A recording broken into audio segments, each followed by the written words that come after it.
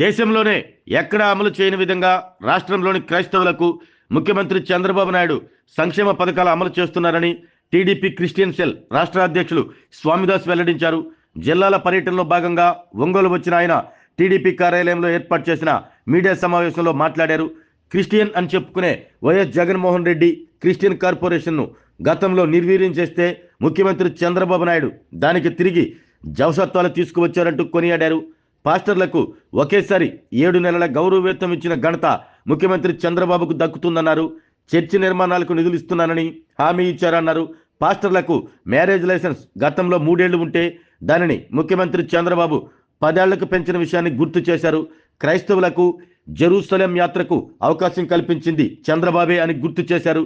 ఈ మీడియా సమావేశంలో TDP Christian cell జిల్లా అధ్యక్షులు టిఎస్ఎస్ సింగ్, రాష్ట్ర కార్యనిర్వాహక కార్యదర్శి తాతపూడి జాన్సన్, నాయకులు పాతూరి రవికుమార్, వేసపగు చంద్ర తదితరులు పాల్గొన్నారు.